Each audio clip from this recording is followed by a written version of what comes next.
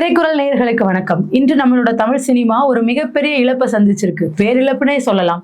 ஆமா, நம்மளோட திரைக்கதை மன்னன் திரு கே பாக்யராஜ் அவர்கள் மாரடைப்பால இன்று காலை காலமாயிருக்காரு.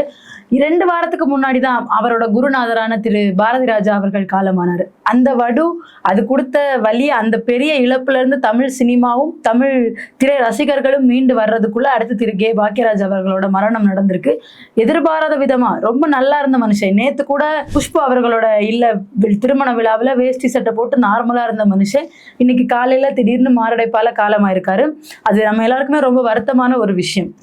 தமிழ் சினிமா இன்னைக்கு ஆக்ஷன் படம் எடுத்து 100 கோடி 200 கோடின்னு வசூல் பண்ணாலும் அதிகபட்சம் ஒரு 30 நாளைக்கு மேல தியேட்டர்ல அந்த படங்களை ஓட வைக்க தத்தளிச்சிட்டு இருக்காங்கன்னே சொல்லலாம். அது அவங்களுக்கு குதிரை கொம்பு மாதிரியான ஒரு விஷயம் ஆயிடுச்சு. ஆனா இதுக்கு எல்லாத்துக்கும் முன்னோடியா வெறும் ஒரு முருக காமெடி, ஒரு தாலி சென்டிமெண்ட் இல்லைன்னா அந்த தாலி அப்படிங்கிற விஷயத்துக்கு பின்னாடி இருக்கிற அடிமைத்தனங்களை மறைமுகமா சாடுறதா இருக்கட்டும், இந்த மாதிரி விஷயங்களால தியேட்டர்களை 100 நாளைக்கு மேல திருவிழா மாதிரி இதாக வைக்கிறதுக்கு, கூட்டம் வர வைக்கிறதுக்கு முடியுமான்னு கேட்டா அது கே பாக்யராஜ் அவர்களால மட்டுமே முடியக்கூடிய ஒரு காரியம். கே பாக்யராஜ் அவர்களோட திரை வாழ்க்கை ஆரம்ப காலங்கள்ல எப்படி இருந்தது, சினிமாக்குள்ள வந்ததுக்கு அப்புறம் என்னென்ன மாதிரியான மாற்றங்கள் நடந்திருக்கு, இப்போ வரைக்கும் இந்த தமிழ் சினிமாவுக்கு அவர் ஆற்றிய பங்கு என்னென்ன, இதை பத்தி தான் இந்த வீடியோல முழுமையா நம்ம பார்க்க போறோம். பாக்யராஜ் அவர்களோட ஆரம்ப கால சினிமா வாழ்க்கை அவ்வளவு சாதாரணமானதா இருக்கல. ஒரு கிராமத்துல இருந்து வாய்ப்பு தேடி சென்னைக்கு வர்றாரு. சினிமாவுக்குள்ள போகணும்னா அவரோட உடல் வாக்கையும் அவரோட குரலையும் வச்சு நிராகரிக்கப்படுறாரு. ஆனாலுமே கதை எழுத தெரியும் எனக்கு அப்படிங்கிற ஒரே ஒரு குவாலிட்டியோட பாரதி ராஜா அவர்கள் கிட்ட அசிஸ்டண்டா ஜாயின் பண்றாரு. 16 வயது நிலை படத்துல அசிஸ்டன்ட் டைரக்டரா ஒர்க் பண்ணிட்டு இருந்திருக்காரு. அண்ட் அந்த படத்துல ஒரு டாக்டர் கேரக்டருக்கு டப்பிங் கூட பேசியிருக்காரு சின்னதா.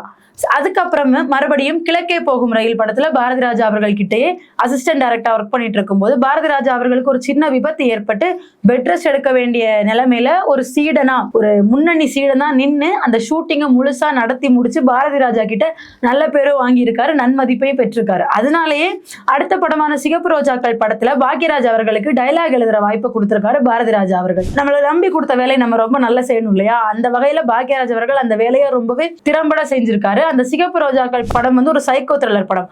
அந்த படத்துல கமல் அவர்கள் பேசுற அந்த வசனங்கள் எல்லாமே பாக்யராஜ் அவர்களால எழுதப்பட்டது. அதுக்கப்புறம் தான் சுவர் இல்லாத சித்திரங்கள் திரைப்படம் மூலமா அதிகாரப்பூர்வமா இயக்குனரா அறிமுகமாகிறாரு திரு கே பாக்யராஜ் அவர்கள். 1980கள்ல ஒரு பக்கம் ரஜினி, இன்னொரு பக்கம் கமல் அப்படின்னு மாஸ் ஹீரோக்கள் தமிழ் சினிமாவை கதிகலங்க வச்சுட்டு இருந்த காலம். அவங்களோட நடிப்பு திறமையால, மாஸ் ஆக்ஷன்ஸால தமிழ் சினிமாவை ஆண்டுட்டு இருந்த காலத்துல சாதாரணமான ஒரு உடல் மொழியோட கண்ணாடி ஒண்ணு மாட்டிக்கிட்டு ஒருத்தர் ஹீரோவா என்ட்ரி தர்றாரு. இப்படி இருக்கவங்க தான் ஹீரோவாக முடியும், ஸ்டைல் இருக்கணும், மாஸ் இருக்கணும், கிளாஸ் இருக்கணும், இப்படி இருக்கிறவங்க தான் ஹீரோவாக முடியும் அப்படின்னு இருந்த ஒரு விஷயத்தை உடைச்சு நான் நார்மலாக, ஏன்னா இந்த வாய்ஸாலே இந்த உடல் மொழி இதாலையும் நான் நிராகரிக்கப்பட்டிருக்கேன் அப்படிங்கிறதெல்லாம் தாண்டி இந்த உடம்போட நீங்க ஒரு சாதாரண மனுஷனும் நடிகன் ஆகலாம் அப்படிங்கிற நம்பிக்கையை ஒரு சாதாரண மனுஷனுக்கு கொடுத்து திரைத்துறையில கால் பதிச்சவர் தான் நம்மளோட கே பாக்யராஜ் அவர்கள். அவர் உருவாக்குன அந்த 7 நாட்கள் படத்தோட பாலக்காட்டு மாதவன் கேரக்டர், அது இப்ப வரைக்கும் கிளாசிக்கான ஒரு கேரக்டர்.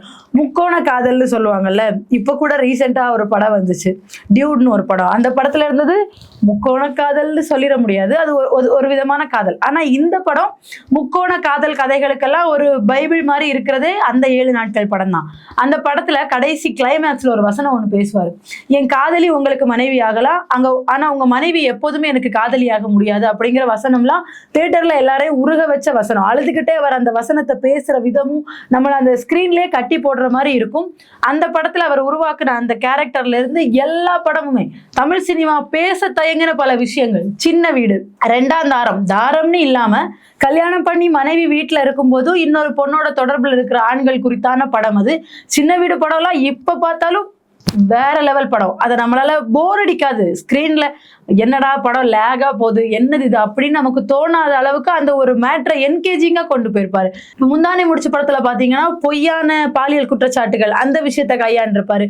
இப்படி சமுதாயம் பேச தயங்குற ஒவ்வொரு விஷயத்தையுமே அவர் தன்னோட திரைப்படங்கள்ல பேசியிருக்காரு. அண்ட் இது நம்ம ஆளு. அந்த படத்தை மேலோட்டமா பார்க்கும்போது ஜாதி மாதிரி கல்யாணம் பண்ணிக்கிற ஒரு கதை, ஒரு காதல் கதை அப்படிங்கிற மாதிரி தான் நமக்கு தோணும். ஆனா அந்த படத்துலயுமே பிராமணிக்கல் ஐடியாலஜியையும் அதுக்கு பின்னாடி இருக்கிற அரசியலையுமே தனக்கே உரித்தான பாணியில சட்டையரா பேசியிருப்பாரு, கிண்டல் பண்ணியிருப்பாரு திரு கே பாக்யராஜ் அவர்கள். இவ்வளவு படங்கள் இருந்தாலுமே பாக்யராஜ் சாரோட அவருக்கும் அந்த படத்துக்கும் சம்பந்தமே இருக்காது. ஆனா அந்த படத்துல ஒரு சின்ன போர்ஷன் ஒன்று பண்ணியிருப்பாங்க. சினிமாக்குள்ள ஒரு சினிமா எடுக்கிற ஷூட்டிங் மாதிரி ஒரு போர்ஷன். அதுல டைரக்டரா பாக்யராஜ் அவர்கள் இருக்கிற மாதிரி அந்த சீன் வரும். விதி படம், மௌனராகம் மோகன் அப்புறம் பூர்ணிமா பாக்யராஜ் அவங்க பண்ண அந்த படத்துல அந்த போர்ஷன்ல ஒரு டைலாக் ஒன்று பேசுவார். அது என்னன்னா, ஒரு பஞ்சாயத்து நடந்துட்டு இருக்கும்.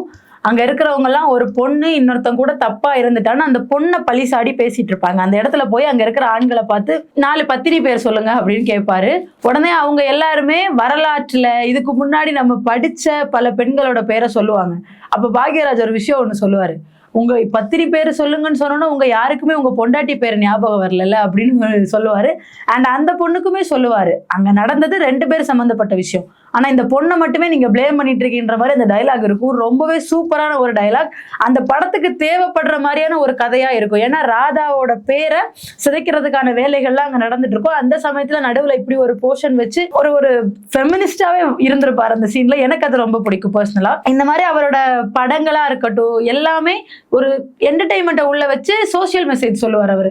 அந்த விதத்துல பாக்யராஜோட படங்கள் என்னைக்குமே முன்னணியில இருந்துட்டே இருக்கும். அதுக்கப்புறம் பாக்யராஜ் சாரோட கெரியர்ல மிக முக்கியமான திருப்பு முனை எம்ஜிஆர் அவர்கள் அவரை பாராட்டினது. புரட்சி தலைவர் எம்ஜிஆர் அவர்கள் பாக்யராஜ் அவர்களை ஒரு மேடையில பாராட்டி பேசும்போது என்னுடைய கலை வாரிசு அப்படின்னே சொல்லி பேசிட்டார். இது பாக்யராஜ் அவர்களோட வாழ்க்கையில கிடைச்ச மிக முக்கியமான பாராட்டாவும் மிக முக்கியமான திருப்பு முனையாவும் அமைஞ்சது. அதுக்கப்புறம் எம்ஜிஆர் அவர்களோட மரணத்துக்கு அப்புறம் பாக்யராஜ் அவர்கள் எம்ஜிஆர் மக்கள் முன்னேற்ற கழகம் இவங்க பாக்யராஜ் அவர்கள் எம்ஜிஆர் அவர்களோட மறைவுக்கு அப்புறம் இந்த மாதிரி ஒரு கட்சி ஆரம்பிச்சிருக்காரு.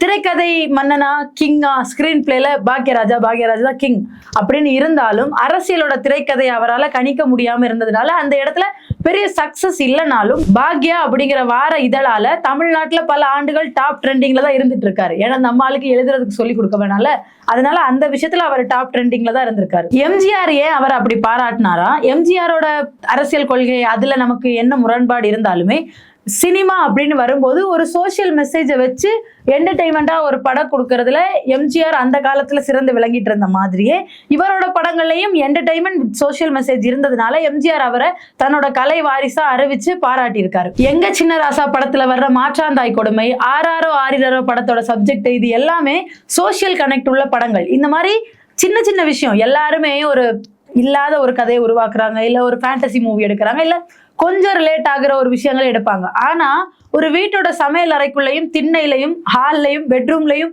என்னென்ன கதைகள் பேசப்படுதோ அதை ஒரு திரைப்படமா பெருசா பண செலவு ஏற்பட்டிருக்காது. ஆனா பாக்யராஜோட படங்களை போர் அடிக்காம உட்கார்ந்து எவ்வளவு நேரம் வேணாலும் பார்க்கலாம். இந்த மாதிரி படங்களை கொடுத்ததுனாலயோ என்னமோ திரைத்துறையில இப்பவும் இன்னைக்கு இருக்கிற டைரக்டர்ஸ்க்கு கூட அவர் ஒரு முன்னுதாரணமா இருந்துட்டு இருக்காருன்னு நம்ம சொல்லலாம். இப்ப படம் எடுக்கிறவங்க கூட ஸ்கிரீன் பிளே அப்படின்னு வரும்போது பாக்யராஜ் சாரோட படங்களையும் அவர் ஸ்கிரீன் பிளே எழுதுற விதங்களையும் பார்த்து தான் கத்துக்கிறாங்கிறது. இந்த திரைப்பட உலகுல திரைக்கதை எழுதுறதுல ஒரு முடிசூடா மன்னனாவே பாக்யராஜ் அவர்கள் இருந்திருக்காங்க. அண்ட் இப்ப ரீசெண்டா ஜனவரியில அவரோட 50 ஆண்டு கால சினிமா பயணத்தை பாராட்டி ஒரு விழா நடந்தது. அதுல அப்போதைய முன்னாள் முதலமைச்சர் கலந்து கொண்டு பாராட்டி இருக்காரு. இன்னைக்கு இரங்கல் எழுதும் போது கூட அவர் எழுதுறாரு, ஒரு முதலமைச்சரா மட்டும் இல்லாம பாக்யராஜ் அவர்களோட ரசிகராவே நான் அங்க போயிருந்தேன் அப்படிங்கிற மாதிரி இரங்கல் இதுல அவர் எழுதுறாரு. இந்த மாதிரி எல்லாரோட மனங்கள்லையும் ஏதாவது ஒரு விதத்துல ஏதாவது ஒரு திரைப்படம் மூலமா பாக்யராஜ் அவர்கள் இடம்பெற்றிருக்காரு. காலங்கள் மாற மாற ஆக்ஷன் படங்கள் அதிகமா வர வர அவரோட டைரக்ஷன் குறைஞ்சாலுமே நிறைய படங்கள்ல குணச்சித்திர கதாபாத்திரங்கள்ல நடிச்சிட்டும் சின்ன திரையில வந்த ரியாலிட்டி ஷோஸ்ல ஜட்ஜா இருந்துட்டும் அவரோட புன்னகையும் அந்த பேச்சும் எப்பவுமே மாறாமலே இருந்துட்டு இருந்திருக்கு. ஈவன் நேத்து வரை அவரோட சிரிப்பை இந்த தமிழ் சினிமா பார்த்துட்டு இருந்தது. நேத்து வரைக்கும் கூட யூடியூப்ல அவரோட படங்களை ரீவாட்ச் பண்ண நிறைய பேர் இருந்துட்டு இருப்பாங்க. இன்னைக்கு திடீர்னு அவர் நம்ம கூட இல்லைங்கிறது நமக்கு மிகப்பெரிய ஒரு வருத்தமா இருக்கு. திரைக்குறள் சேனல் சார்பாக திரு பாக்யராஜ் அவர்களுக்கு ஆழ்ந்த இரங்கல்களை தெரிவித்துக் கொள்கிறோம். பாக்யராஜ் அவர்கள் எடுத்த படத்திலேயே உங்களுக்கு எந்த படம் ரொம்ப பிடிக்கும் அண்ட் உங்களுக்கு எந்த சோசியல் மெசேஜ் ரொம்பவே கனெக்ட் ஆச்சு அப்படிங்கிறத கமெண்ட்ஸ்ல சொல்லுங்க. இன்னொரு வீடியோல சந்திப்போம். நன்றி.